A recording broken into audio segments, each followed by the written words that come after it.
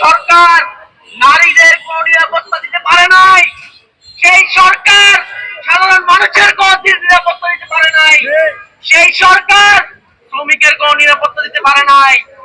তারা আনসারদের আন্দোলনে ফ্যাসিবাদের ভূত দেখেছে। তারা আজকে এই যে পোশাক শ্রমিকদের আন্দোলনে ফ্যাসিবাদের ভূত দেখতে পায়। গতকালকে আমরা আরেকটি মিছিল করেছিলাম জঙ্গিবাদীদের মিছিলের প্রতিবাদে, হিজবুত তাহ্রীরের মিছিলের প্রতিবাদে। আমরা দেখলাম তারা কুসুম কুসুম হামলার নাটক করলেন, অথচ সারা বিশ্বব্যাপী একটি নিষিদ্ধ সংগঠন কিভাবে মিছিল করতে পারে, কিভাবে প্রস্তুতি নিতে পারে, তার সেই প্রশ্নের কোনো জবাব নাই। বন্ধুগণ, আজকে 8ই মার্চ আন্তর্জাতিক নারী দিবস। এই নারী দিবসে দাঁড়িয়ে আজকে নারীর উপর নিপীড়ন, ধর্ষণের বিরুদ্ধে আমাদের আন্দোলন করতে হচ্ছে, মশাল মিছিল করতে হচ্ছে। অথচ দেখবেন এই 8ই মার্চ নিয়ে সরকার, অন্তর্বর্তীকালীন সরকার খুব লম্বা লম্বা বক্তব্য দিচ্ছে, ফেসবুকে পোস্ট দিচ্ছে। 8 বছরের একটা শিশু ধর্ষণের শিকার হয়ে ঢাকা মেডিকেলে কাতরাচ্ছে, তার কোনো বিচার হয় নাই। আজকে এই যে ধর্ষণের যে আজকে একটার পর একটা যে ধর্ষণ চলছে, তার পিছনে অনেকেই বাংলাদেশের নারীদের পোশাককে দায়ী করার চেষ্টা করেন। তাদের প্রতি ধিক্কার জানাই। যদি তাই হয়ে থাকতো তাহলে 8 বছরের যে শিশু সে কিভাবে ধর্ষিত হয়। আজকে আপনাদের সোহাগী জাহান তনুর কথা মনে আছে? তনু কেন বাংলাদেশে ধর্ষিত হয়েছিল? একটা হিজাব পরা হয়ে, যে সাধারণ ভাবে প্র্যাকটিসিং মুসলিম ছিল, সেই মেয়েটি কেন ধর্ষণের শিকার হয়েছিল? আজকে এই যে ধর্ষণের মন মানসিকতা বাংলাদেশে তৈরি হয়েছে, তার বিরুদ্ধে ব্যবস্থা নেওয়ার কোনো প্রয়োজন বোধ করছে না। আমরা এই ছাত্রীদের সমাবেশ থেকে বলতে চাই, অবিলম্বে যে ব্যর্থ স্বরাষ্ট্র উপদেষ্টা জাহাঙ্গীরের পদত্যাগ করতে হবে, অবিলম্বে পদত্যাগ করতে হবে, পদত্যাগ করতেই হবে।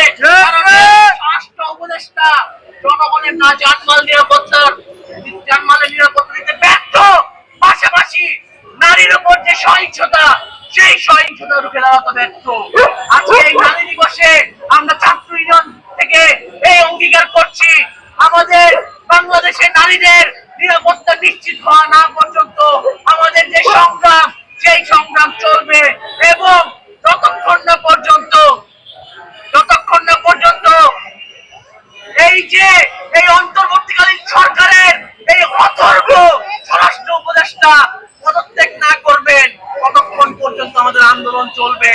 বন্ধুগণ, কিছুদিন আগে আমরা খেয়াল করেছি মোহাম্মদপুরে 2 জন নারীর ওপর নৃশংসভাবে আক্রমণ হলো। প্রকাশ্যে ধূমপান নারী পুরুষ উভয়ের জন্য নিষিদ্ধ, সেটা যেমন আমরা মানি, ঠিক একইভাবে শুধুমাত্র নারীরা ধূমপান করেছে এই কারণ দেখিয়ে 100 জনের একটি মব 2 জন নারীর উপর যে আক্রমণ করেছে, তার পক্ষে আমরা স্বরাষ্ট্র উপদেষ্টাকে থামাই গাইতে রেখেছি। আমরা দেখছি শাহবাগ থানা থেকে নারীর উপর নিপীড়নকারী একটি উত্তপ্তকারী টিচারকে একটি মদ দিয়ে ছাড়িয়ে আনে, তার বিরুদ্ধে প্রশাসন নির্বিকার। বাংলাদেশে আজকে বিচারহীনতার সংস্কৃতি আবার চালু হচ্ছে। আমরা 5ই আগস্টে একটি ফ্যাসিস্ট সরকারের পতন ঘটিয়েছি। বিচারহীনতার যে সংস্কৃতি, সেটা বাদ দেওয়ার জন্য, গণতন্ত্র নিশ্চিত করার জন্য। বন্ধুগণ, আজকে আমাদের সমাবেশে আমাদের মাঝে উপস্থিত আছেন বাংলাদেশ ছাত্র ইউনিয়ন ঢাকা বিশ্ববিদ্যালয় সংসদের সংগ্রামী সাংগঠনিক সম্পাদক অর্নি আঞ্জুম, আমাদের মাঝে উপস্থিত আছেন বাংলাদেশ ছাত্র ইউনিয়ন কেন্দ্রীয় কমিটির সদস্য মনীষা ওয়াহিদ, আমাদের মাঝে এখন বক্তব্য রাখবেন ছাত্র ইউনিয়ন ঢাকা বিশ্ববিদ্যালয় সংসদের সংগ্রামী সাংগঠনিক সম্পাদক অর্নি আঞ্জুম।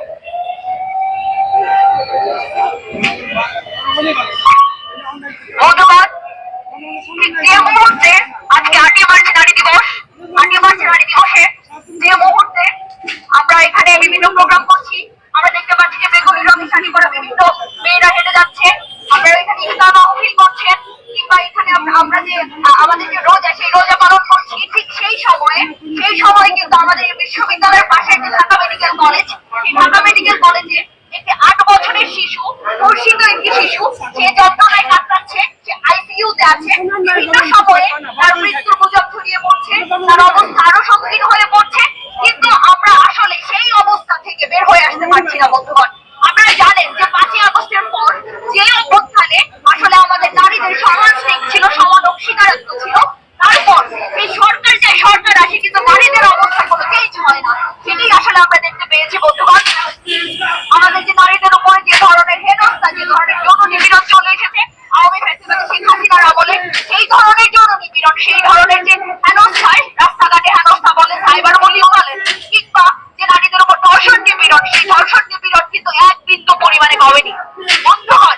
সোসাইটি, একটি সমাজ আসলে রাতারাতি পরিবর্তন করে দেওয়া সম্ভব না, কিন্তু যেটি সম্ভব সেটি হচ্ছে বিচারিক প্রক্রিয়ার আওতায় আনা অপরাধীদের, যেটি সম্ভব সেটি হচ্ছে বিচারিক প্রক্রিয়াকে রিপোর্ট করা।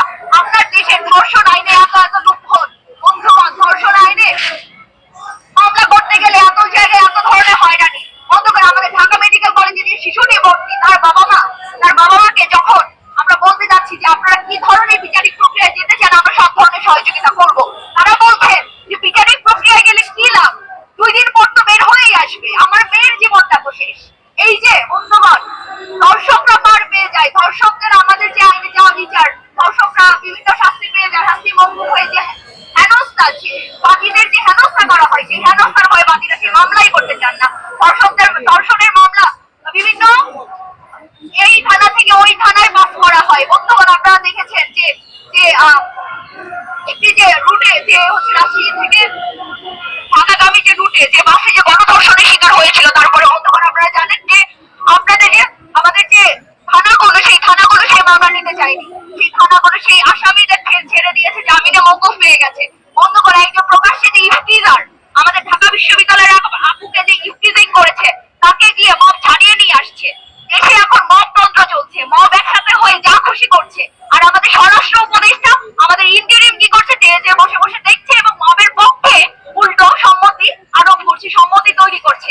তাই বন্ধুগণ, এই সমাবেশ থেকে হুঁশিয়ারি দিয়ে দিতে চাই, ইন্টারিম আপনারা যদি এই মবের সংস্কৃতিকে সাপোর্ট করতে থাকেন, তাহলে আমরা নারীরা যেদিন একটি মব রূপে আপনাদের সেই গতিকে হারাতে যাবো, সেদিন কিন্তু আপনারা সেটি আটকাতে পারবেন না বন্ধুগণ।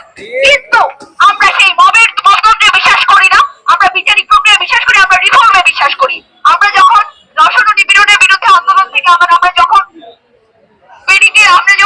স্বরাষ্ট্র মন্ত্রণালয় অভিমুখে যাত্রা করেছিলাম ধর্ষণ ও নিপীড়নের বিরুদ্ধে, যে 9 দফা দাবি, সেই 9 দফা দাবি নিয়ে, তখন পুলিশ আমাদের আটকে দেয়, তখন পুলিশ ব্যারিকেড দেয়, তখন পুলিশ লাঠিচার্জ করে, কিন্তু সেই পুলিশটা কোথায় থাকে